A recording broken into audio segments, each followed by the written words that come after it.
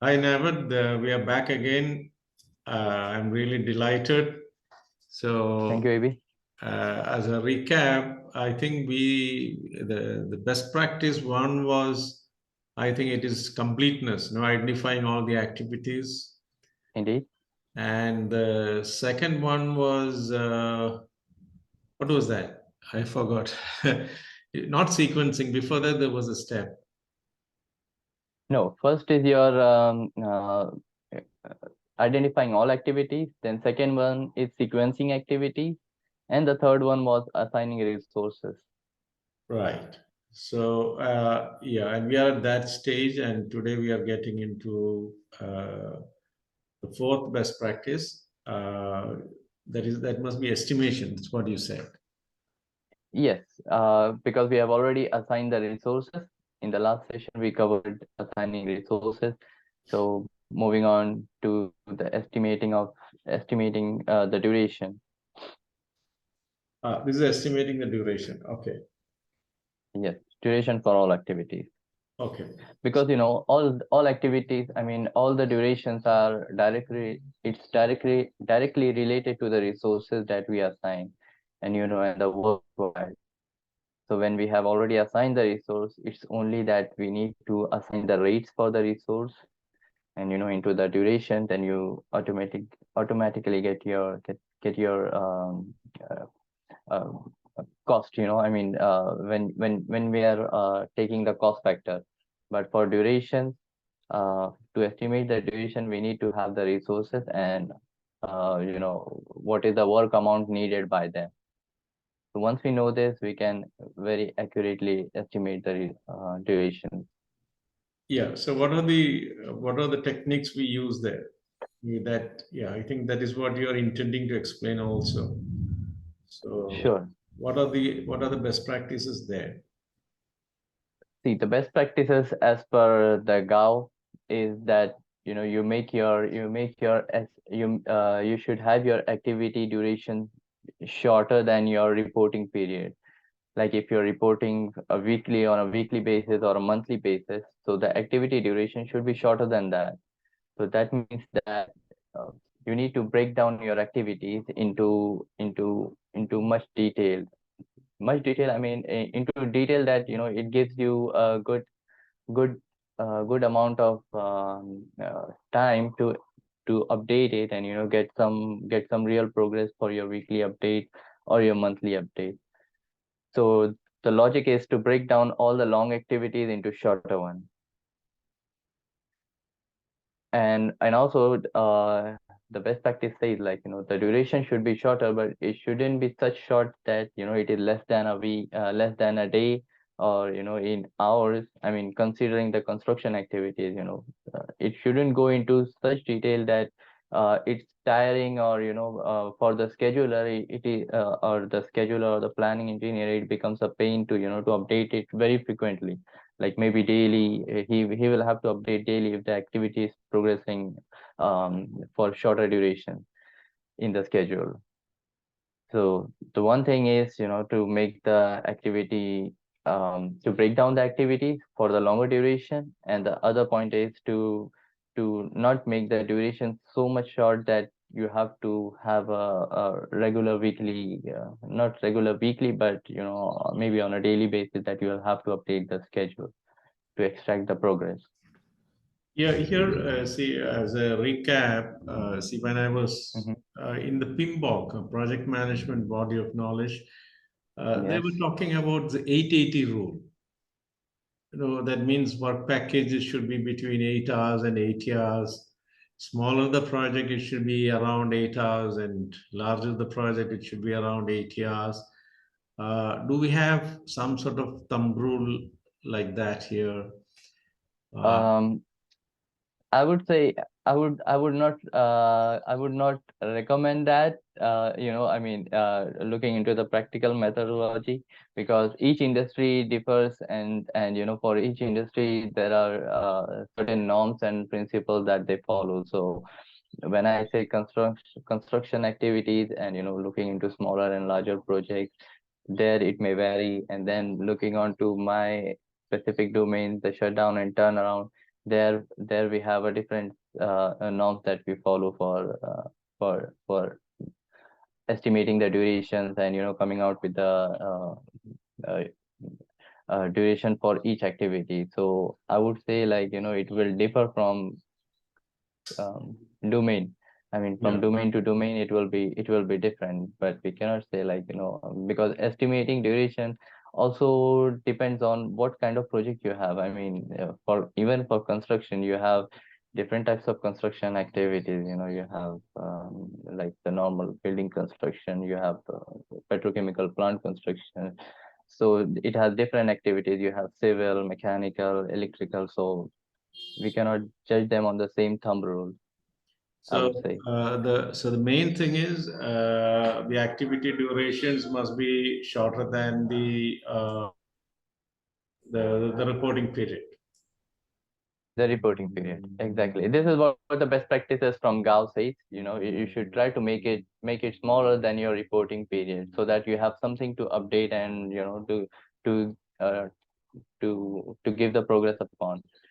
And also not to make it so short that it creates a pain for you, that you have to update it on a daily basis or on hourly basis, based on how you estimate, how you detail the activity. That is one thing. And then also said, like, uh, for the summary, how we need to, when we are summarizing the activities, we need to make sure, like, the duration that we estimate is even for the summary activities. It's not short or it's not long, and it is justified, and we have to make a note in the basis document, the schedule basis document. So whatever estimation considerations we are using, we need to make sure that we note it down. Do we give any special treatment for long lead items? If Yes, there is, yeah. yes, we do that. I mean, we do it always. I mean, for like for the turnaround project that we do, for like we always have long lead items that have to be procured from external vendors. And for and when we are considering those durations, we have to make sure that it's captured, and we need to be realistic with that. The long lead can be 6 months to 8 months to 1 year. For those, you cannot say, like, we follow the best practice and we reduce the duration. We cannot do that. I mean, it is what it is in the schedule. So you have to, for those items, you will not, uh, i would I would say we don't do that. We don't break it down, or we don't I mean, you have to just, I mean, you have to, based on this, the best practices are for your guidelines. So I mean, you have to take this into consideration and modify your schedule or your estimation based on your project requirement. If I go ahead and pass with the best practice, then it won't be justified, because the activity duration is much longer for those items.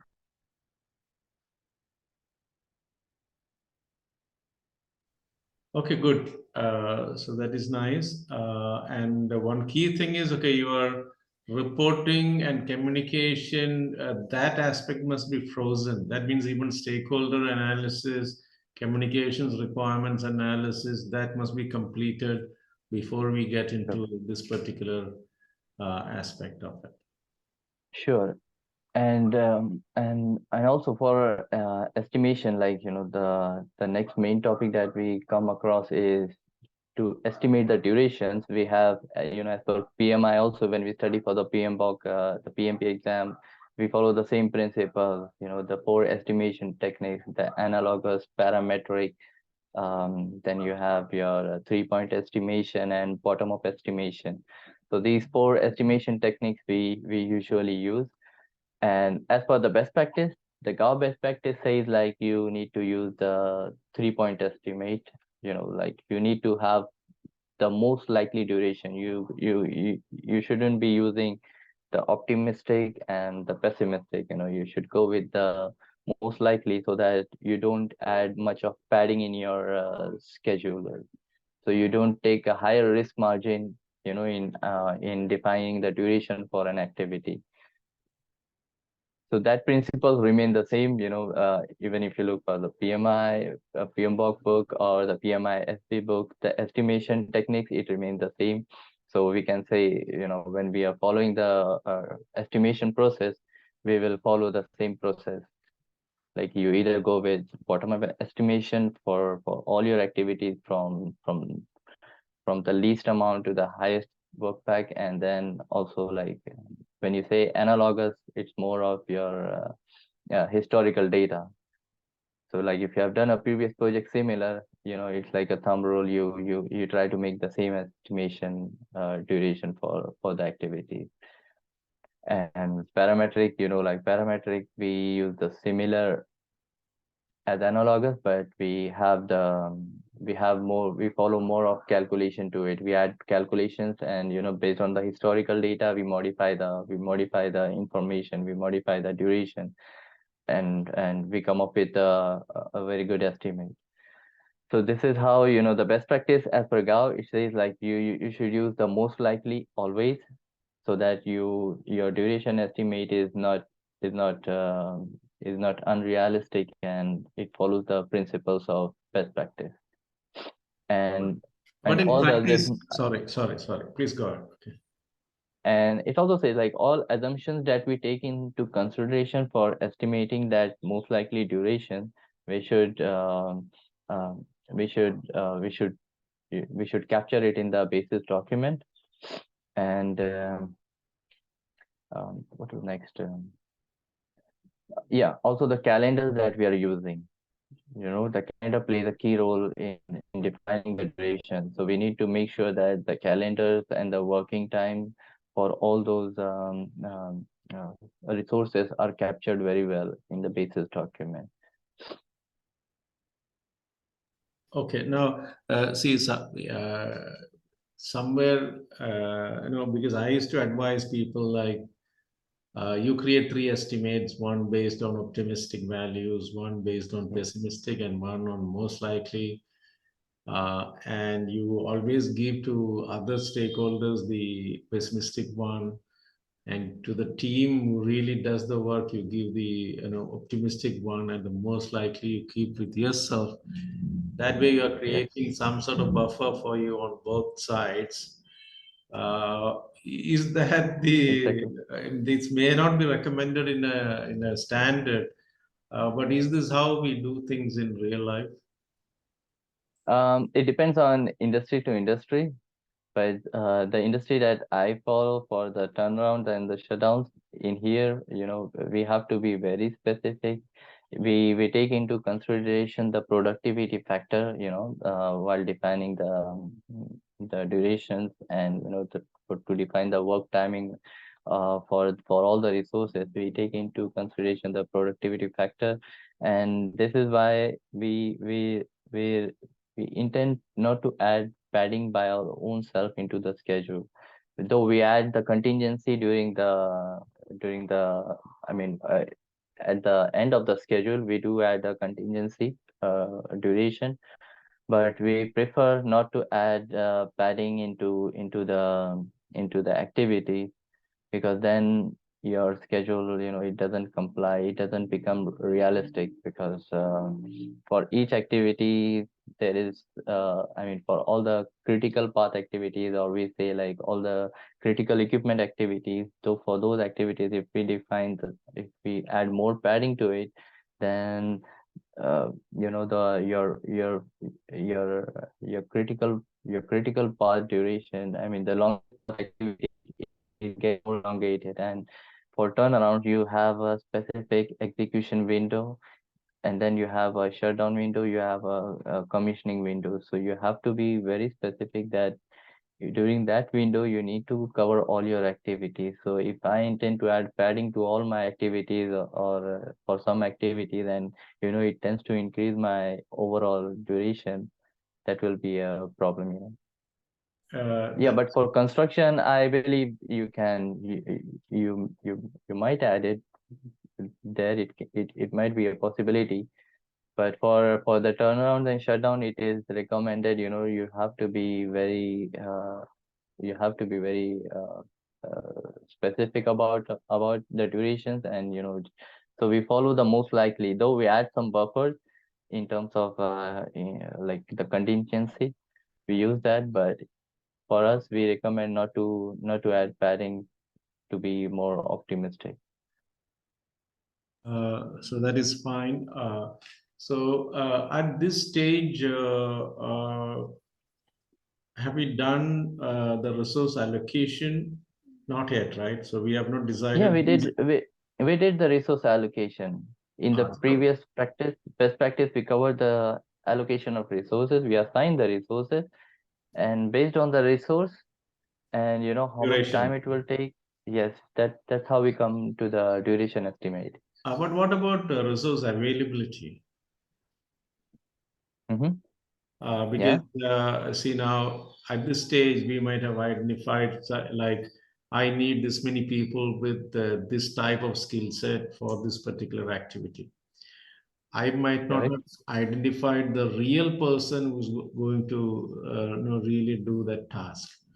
So that happens during execution only. Now, yes, during the planning time, it is only identifying the resource requirements. Correct. And maybe during execution time only we'll be worried about who's going to do exactly what, which employee is going to do what. Okay, Yes. okay, good. Yeah. Yeah, so I think anything more on this best practice around I this? mean, we have covered most of the points that has to be covered for estimation of duration. Right. And for the next part we will cover into the upcoming best practices, because we still have more six to cover, and this will cover all the best practices that we need to capture. Okay. And you said during our first interview, you said you're using tools like Rose and stuff like that. Uh, Yes. do So it those mhm. tools suggest the ideal duration? Do they? You said they have libraries, so Yes, in fact, okay, they have a norm defined. The application, the rosa application, has the norm defined, and it has all the activities predefined. And it considers a productivity factor for each activity, the resources that will be used, and the duration estimate is is like the most likely one that we say. So it's already defined based on the productivity norms. And for the project that we do, based on the country, or based on the resource availability, like what kind of resources you have, you change the productivity factor. So for maybe for doing an activity, for example, one activity requires, as per the norms, it is like 1.25 hours. I mean, for shutdowns, we calculate the duration in hours. So if the duration estimate is 1.25 hours, and I say like, okay, for my current turnaround, I do not have very skilled resources, so I will change that 1.25 duration. I will change the productivity factor, and the duration will change for all those activities with that resources.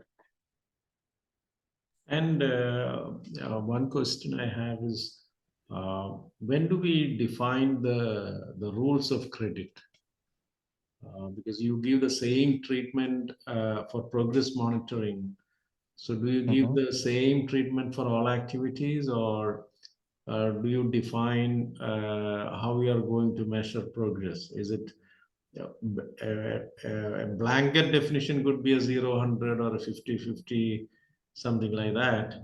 But then some activities, do you have any different approaches uh, to to measure the progress, and do you do something about that uh, prior to execution, like defining the rules of credit? based on activity category and stuff like that. Yes.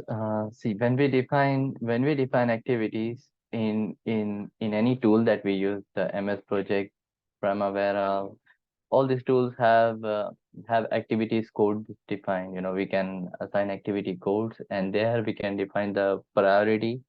What is the priority of those activities or those WBS, and uh, based on the priority and based on our look ahead, we can see that which which activity needs our focus more.